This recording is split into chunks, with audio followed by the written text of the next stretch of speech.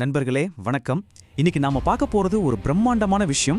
உலகம் பூரா எரிசக்திக்கு திண்டாடிட்டு இருக்கிற இந்த நேரத்துல நம்ம இந்தியா அணுசக்தியில ஒரு வரலாற்று சாதனை படைச்சிருக்கு.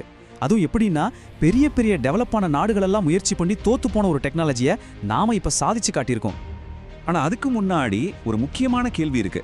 நம்மள மாதிரி 140 கோடி மக்கள் இருக்கிற ஒரு நாட்டுக்கு உண்மையிலேயே எரிசக்தி சுதந்திரம், அதாவது எனர்ஜி இண்டிபெண்டன்ஸ் கிடைக்கிறது எப்படி? இதுதானே நம்ம முன்னாடி இருக்கிற மிகப்பெரிய சவால். சரி, இந்தியா செஞ்சிருக்க இந்த பெரிய சாதனையை நம்ம முழுசா புரிஞ்சுக்கணும்னா முதல்ல நம்ம கிட்ட என்ன பிரச்சனை இருக்குன்னு நம்ம தெரிஞ்சுக்கணும். வாங்க அதை பத்தி முதல்ல பார்ப்போம். இப்போ நமக்கு கரண்ட் எங்கிருந்து வருது பாருங்க. நம்ம மொத்த கரண்ட்ல கிட்டத்தட்ட 73%, அதாவது முக்காவாசிக்கு மேல நிலக்கரியை நம்பி தான் இருக்கு. ஆனா இதுல ரெண்டு பெரிய சிக்கல். ஒன்னு, நிலக்கரி என்னைக்காவது ஒரு நாள் தீர்ந்து போயிடும். இன்னொன்னு, அது சுற்றுச்சூழலுக்கு பண்ற கேடு. அது நம்ம எல்லாருக்குமே தெரியும்.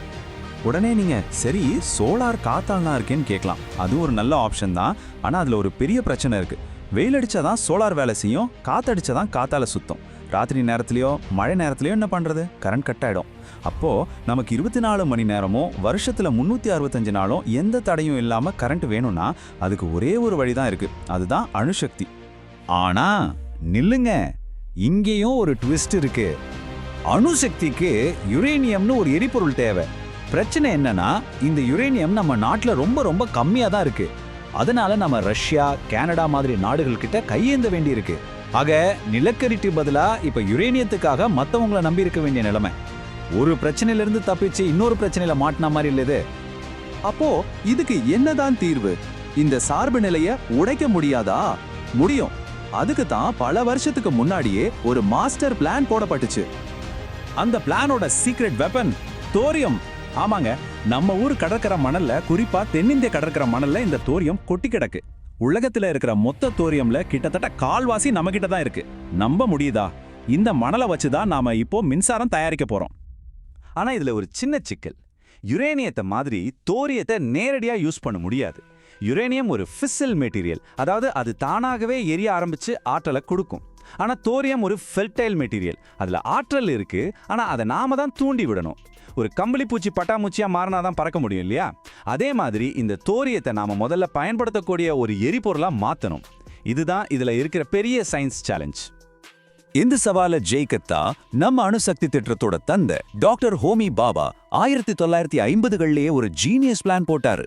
அதுதான் இந்த 3 ஸ்டேஜ் நியூக்ளியர் ப்ரோக்ராம். இந்த திட்டத்தோட ஸ்பெஷாலிட்டியே என்னன்னா, ஒரு ஸ்டேஜ்ல வர்ற வேஸ்ட் அடுத்த ஸ்டேஜுக்கு ஃபியூயல். ஸ்டேஜ் 1ல நம்ம வெளியிருந்து வாங்கின யுரேனியத்தை வச்சு கரண்ட் தயாரிப்போம். அதுல இருந்து புளூட்டோனியம் கழிவா கிடைக்கும். நாம இதை ஏற்கனவே மாஸ்டர் பண்ணிட்டோம். ஸ்டேஜ் 2, இதுதான் நாம இப்போ ஜெயிச்சிருக்கிற இடம். அந்த புளூட்டோனியத்தை வச்சு தோரியத்தை யுரேனியம் 233 அப்படின்ற சூப்பர் ஃபியூயலா மாத்துறது. ஃபியூச்சர்ல ஸ்டேஜ் 3ல இந்த புது யுரேனியம் 233 வச்சு கிட்டத்தட்ட முடிவே இல்லாத அளவுக்கு நமக்கு பவர் கிடைக்கும். இந்த பிளான் கேட்கறதுக்கு நல்லா இருக்கலாம். ஆனா இந்த 2வது ஸ்டேஜ், அதுதான் இதுலயே ரொம்ப ரொம்ப கஷ்டமான முக்கியமான கட்டம். இது எவ்வளோ கஷ்டம்னா, உலகத்துல இருக்கிற பெரிய டெக் ஜாம்பவான் நாடுகள் எல்லாமே இதை முயற்சி பண்ணி முடியாம கைவிட்டுட்டாங்க. America, France, Japan, Germany, UK இப்படி பல பணக்கார சக்தி வாய்ந்த நாடுகள் இந்த டெக்னாலஜியை ரொம்ப கஷ்டம், ரொம்ப ஆபத்துன்னு சொல்லி பாதியிலே விட்டுட்டாங்க. ஆனா நம்ம விஞ்ஞானிகள் அதை இப்போ செஞ்சு முடிச்சிருக்காங்க. ஏன் இவ்ளோ நாடுகள் பயந்துச்சு? இதுல இருக்கிற பெரிய ஆபத்தே குளிரூட்டியா பயன்படுத்தப்படுற லிக்விட் சோடியம் தான். இந்த சோடியம் எப்படின்னா, காத்துல பட்டா தானா தீப்பிடிச்சுக்கும், தண்ணி மேல பட்டா வெடிச்சு செதறிடும். யோசிச்சு பாருங்க, எவ்வளோ ஆபத்தான ஒரு பொருள். இதைத்தான் நம்ம விஞ்ஞானிகள் பத்திரமா கையாண்டு ஜெயிச்சிருக்காங்க. சரி, இப்போ நம்ம கதையோட கிளைமேக்ஸ்க்கு வருவோம். மத்தவங்களால முடியாததை நம்ம கல்பாக்க விஞ்ஞானிகள் எப்படி சாதிச்சாங்கன்னு பார்க்கலாம். ஏப்ரல் 6, 2024 இரவு 8:25. இந்த தேதியையும் நேரத்தையும் நல்லா ஞாபகம் வச்சுக்கோங்க. அன்னைக்கு தான் நம்ம கல்பாக்கம் அணு உலை கிரிட்டிகாலிட்டி அப்படிங்கிற ஒரு நிலையை அடைஞ்சிச்சு. அப்படின்னா என்ன? சிம்பிளா சொல்லணும்னா, அன்னைக்கு தான் அந்த ரியாக்டரை அதிகாரப்பூர்வமா பாதுகாப்பா ஆன் செய்யப்பட்டுச்சு. ஒரு வரலாற்று தருணம் அது. நம்ம ஃபாஸ்ட் பிரீடர் ரியாக்டர்னு சொன்னோம் இல்லையா, அதுக்கு தமிழ்ல ஈநுலைன்னு பேரு. அது என்ன பண்ணு தெரியுமா? அது ஒரு மேஜிக் மாதிரி. அது யூஸ் பண்ற எரிபொருளை விட அதிக எரிபொருளை அதுவே உருவாக்கும். ஆச்சரியமா இல்ல? இதை இன்னும் சிம்பிளா புரிஞ்சுக்க ஒரு சூப்பர் உதாரணம் இருக்கு. ஒரு பேக்கரி அடுப்பு இருக்குன்னு வச்சுக்கோங்க. அது ரொட்டி சுடுறதோட மட்டும் நிறுத்தாம அடுத்த தடவை ரொட்டி சுடுறதுக்கு தேவையான மாவையும் சேர்த்து செஞ்சு கொடுத்தா எப்படி இருக்கும்? அடடா, நம்ம கல்பாக்கம் ரியாக்டர் செய்யறது அதே மேஜிக்கை தான். ஆனா இந்த மேஜிக் ஒரே நாள்ல நடக்கல. இது ஒரு 20 வருஷ பயணம். 2003ல இந்த ப்ராஜெக்ட்டுக்கு அரசாங்கம் ஓகே சொன்னாங்க.